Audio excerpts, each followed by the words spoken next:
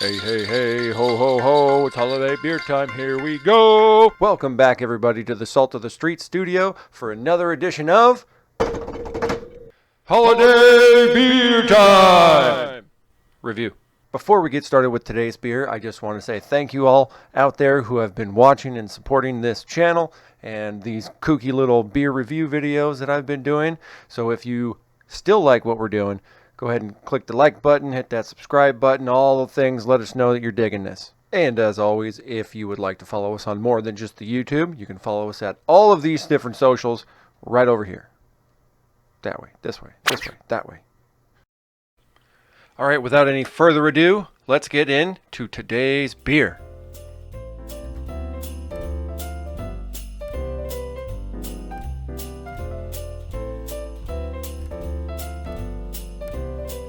All right, so let's get into Did you? Nah. All right, so for today's beer, there it is again. I'm not hearing that, right? I'm not the only one hearing that. I'm not crazy. There it is again. Oh no. I see it now. What? Oh my gosh, it's coming right this way!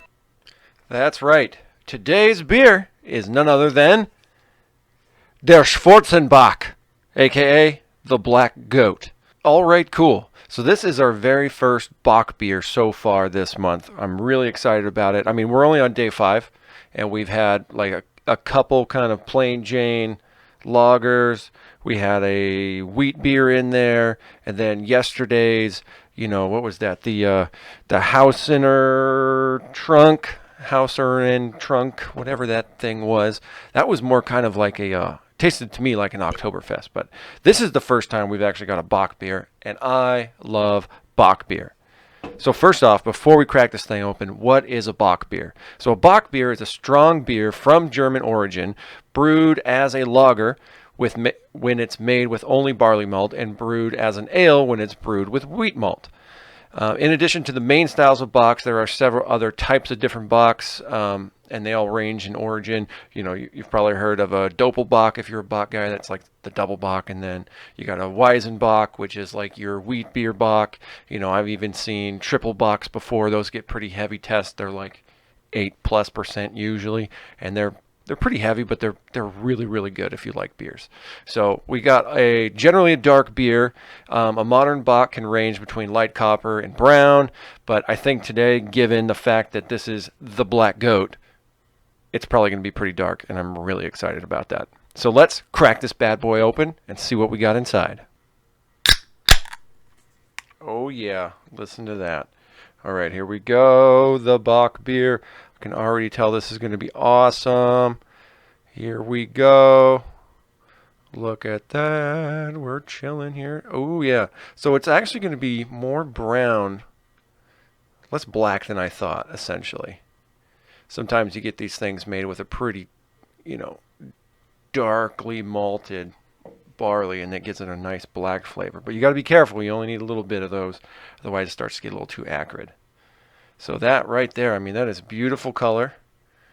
It's almost just translucent enough that you can kind of see right through it, which is a good sign that this was indeed brewed lager style, not ale style. Oh yeah, no, that smells like a Bock. Kind of tangy a little bit in there. It doesn't smell too strong either. And we're talking about, what is this one here? We're at 6.2%. Only 14 IBUs. Now, IBUs are what the beer world uses to grade how bitter a beer is. And say, like, if you had a IPA that's hitting, 100 plus IBUs, super hoppy, it almost smells like weed half the time you open it, or either that or like a grass field. Hops is so floral. Versus something that's really, really low, odds are you're going to get mostly malty flavors when you smell it versus like the grassiness of hops. So anyways, let's take our first sip and see what we got here.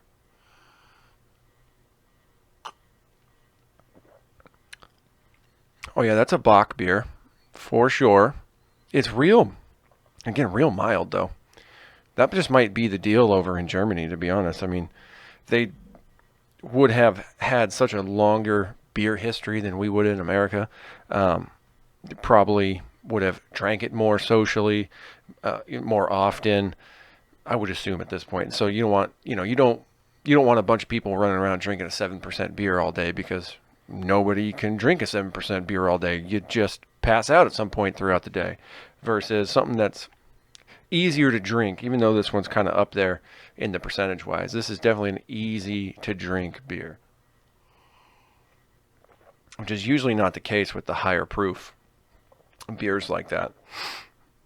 I mean, I could chug this. I'm not going to now, but I could chug this. It's that good. It's that smooth. Real full bodied as far as a lager goes. I'm almost a little disappointed with it, though, considering it's a Bock. I expected it to have a little bit more, round, full flavor, kind of like our crazy Prussian Army beer yesterday. I mean, don't get me wrong, this is fantastic. I just kind of expected a little bit more from der Schwarze Bock. But hey, you know what? It's great beer. I'm going to keep drinking it. So seeing how this is actually still the holiday beer time review show, I decided that I should probably incorporate some kind of a rating system involved. While der Schwarze Bock is pretty fantastic, I'm probably going to go ahead and put this about third tier in our beer so far. So right now we're going to be sitting, I think, our German Soldier beer, number one so far. That thing, it just kind of blew me away yesterday. I think followed by our Weiss beer from the other day, and then this bad boy, and then honestly the other two lagers, the Alms Hell, and I forget what the other one was right now. It's right behind me, but the other Helles beer, we're just going to keep those towards the bottom right now. None of them are bad. They're all just kind of meh. Nothing really like pops out at me.